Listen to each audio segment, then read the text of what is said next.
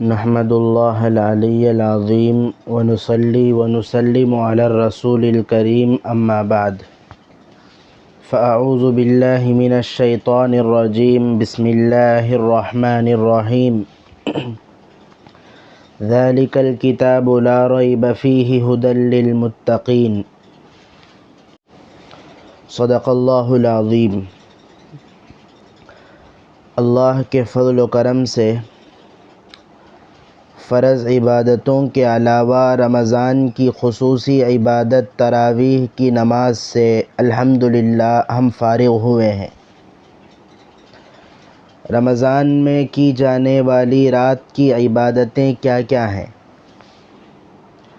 صحیح البخاری کی حدیث ہے، من قام رمضان ایمانا واحتسابا غفر له ما تقدم من ذنبه۔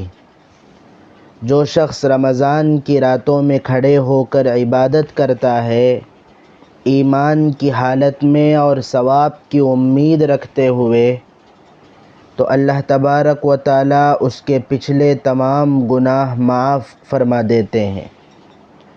یہ حدیث صحیح بخاری کے باب قیام شہر رمضان کے تحت میں مذکور ہے۔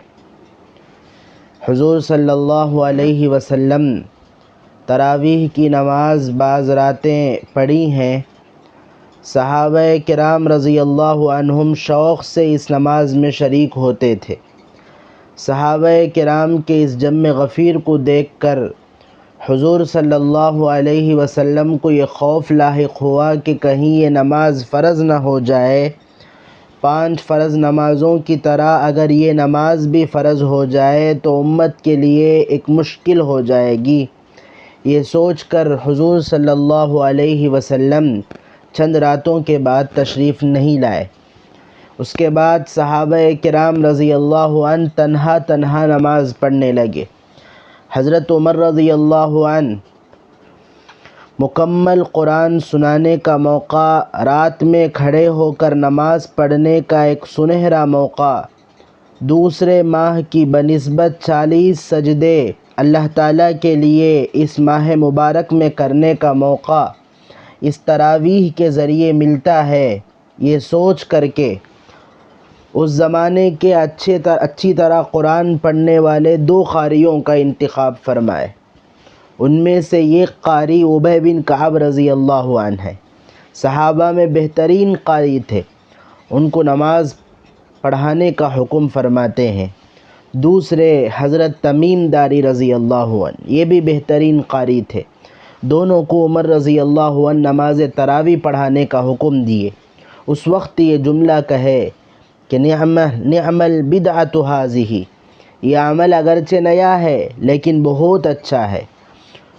اس وقت سے شروع ہو کر آج تک الحمدللہ تراویح کی عمر تقریباً 1431 سال ہے۔ 1431 سال سے یہ امت تراویح پڑھ رہی ہے۔ مکہ کے مسجد الحرام اور مدینہ کے مسجد نبوی اور بیت المقدس مسجد اقصیٰ میں 1000 سال پہلے کی طرح 20 رکعتیں پڑھی جاتی تھی، 40 سجدے زیادہ کرتے ہیں۔ یہ تراویح کی تاریخ ہے۔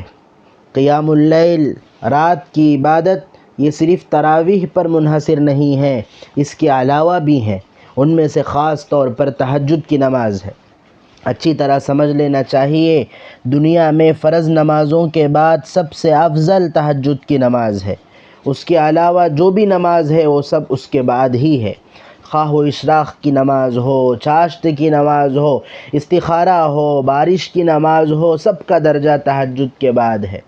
حضور صلی اللہ علیہ وسلم تہجد کی نماز اپنی عمر بھر ادا فرمائی۔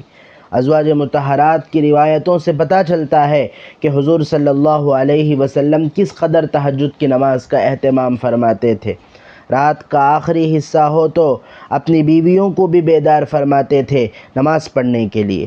بعض مرتبہ رات کے درمیانی حصے میں ہی بیدار ہو جاتے تھے، اس وقت بیویوں کے نیند میں خلل نہیں ڈالتے تھے۔ ازواج مطہرات روایت کرتی ہیں کہ حضور صلی اللہ علیہ وسلم کی تہجد کی نماز کیسی تھی۔ قام رویدا وفتح الباب رویدا ومشى رویدا ولبس النعل رویدا۔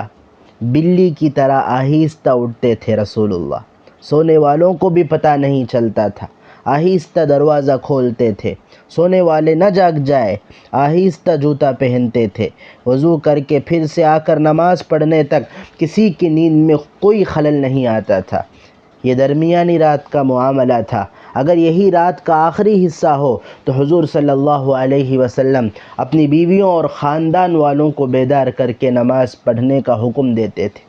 ایک مرتبہ حضرت عائشہ رضی اللہ عنہا اللہ کے نبی صلی اللہ علیہ وسلم سے سوال کرتی ہیں، مشہور حدیث ہے، یا رسول اللہ، آپ کے تمام گناہ تو اگر ہو بھی تو اللہ معاف کر دیے ہیں، پھر کیوں تہجد کی نماز میں اس قدر رو رو کر دعا فرماتے ہیں؟ اللہ کے نبی کا جواب تھا، افلا اکون عبدا شکورا، کیا میں شکر گزار بندہ نہ رہوں؟ میں اسی لیے نماز پڑھتا ہوں۔ عزیز ساتھیوں، تہجد ایک مسلمان کا سب سے بڑا ہتھیار ہے۔ اللہ تعالیٰ سے مانگ کر کسی طرح اگر حاصل کرنا ہو تو اس کے لیے بہت بڑا ہتھیار تہجد کی نماز ہے۔ صحابہ کرام کے درمیان تہجد کی نماز میں مقابلہ ہوتا تھا۔ سب سے پہلے تہجد کی فضیلت پر حضور صلی اللہ علیہ وسلم نے ایک حدیث بیان فرماتے ہیں، کوئی بھی عمل ہو اسے اچھی طرح بجا لانے میں ابو بکر رضی اللہ عنہ پہل تھے، زیادہ مشتاق ہوتے تھے۔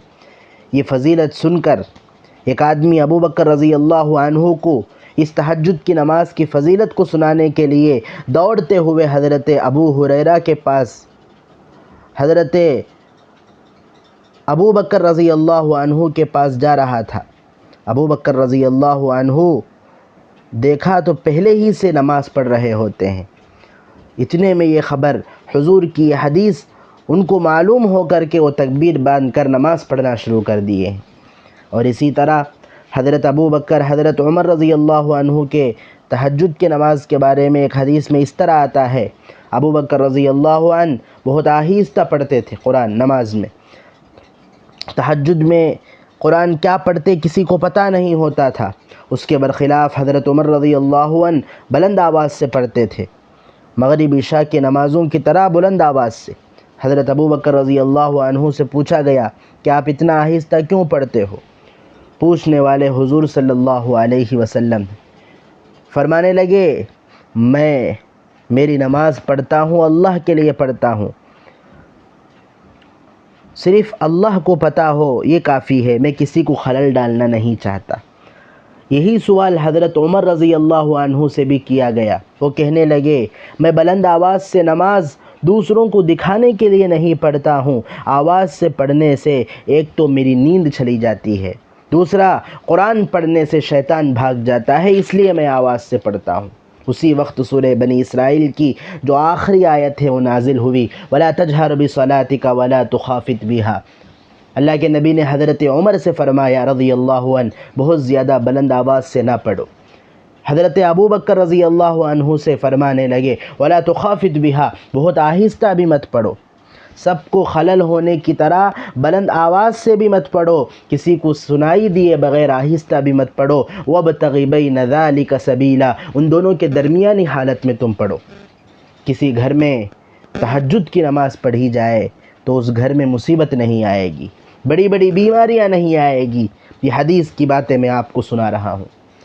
جیسے ہی یہ حدیث حضرت ابو ہریرہ رضی اللہ عنہ کی کانوں میں پڑی، سوچنے لگے کہ ہمارے گھر میں رات بھر نماز ہونا ہے، کیا کریں گے؟ ہم 3 ہی لوگ ہیں گھر میں، ایک تو میں ہوں، دوسری میری بیوی ہے، تیسرا ایک خادم ہے، 3 ہی آدمی تھے۔ انہوں نے فیصلہ کیا کہ رات کا تہائی حصہ میں اٹھا لیتا ہوں، 1 تہائی اپنی بیوی کے لیے اور 1 تہائی خادم کے لیے تقسیم کر دیا کہ اس گھر میں رات سے لے کر فجر تک کوئی ایک آدمی نماز پڑھتے ہوئے رہنا چاہیے۔ صرف فیصلہ نہیں کیے، حضرت ابو ہریرہ رضی اللہ عنہ عمر بھر میں ان کے گھر میں نماز پڑھے بغیر کوئی رات نہیں گزری ہوگی، کوئی نہ کوئی نماز پڑھ رہا ہوتا تھا۔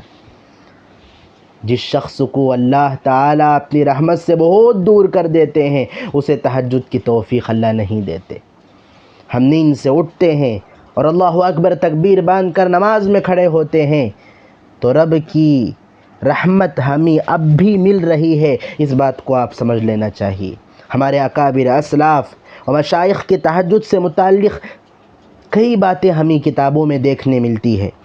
سورہ بنی اسرائیل کی ایک آیت ہے، اللہ حضور صلی اللہ علیہ وسلم کو خطاب کرتے ہوئے ارشاد فرماتے ہیں وَمِنَ اللَّيْلِ فَتَہَجَّدْ بِهِ، قرآن پڑھ کر تم تہجد کی نماز پڑھا کرو، تہجد کی نماز میں قرآن پڑھا کرو، نافلۃ لک، اس سے آپ کو اضافی نیکیاں ملے گی۔ کل روز قیامت میدان محشر میں حساب و کتاب کے وقت میں ہمارے کئی فرض نمازوں میں کوتاہی، کچھ خامی ہوئی ہوگی، چھوڑ دیے ہوں گے، سستی کیے ہوں گے، اس کوتاہی کی سزا اللہ دیے بغیر اس تہجد کی نماز کو اس فرض کے نماز کے بدلے میں اللہ تعالیٰ رکھ دیں گے۔ ہم جو تہجد کی نماز پڑھتے ہیں یہ مت سوچئے کہ یہ ایکسٹرا ہم اللہ کے لیے پڑھتے ہیں، نہیں، بلکہ کل روز قیامت فرائض کی کمی اور کوتاہی اور اس نقص کے الزام سے اپنے آپ کو بچانے کے لیے یہ تہجد کا بہت بڑا انتظام اللہ نے فرمایا ہے۔ حضور صلی اللہ علیہ وسلم اپنی زندگی میں تہجد کی نماز کبھی بھی نہیں چھوڑے، صحابہ کرام کو ترغیب دیتے رہتے تھے۔ رمضان المبارک میں تہجد پڑھنے کا اچھا موقع ہے، سحری کو اٹھتے ہیں تو نماز پڑھ کر سحری کرنا چاہیے۔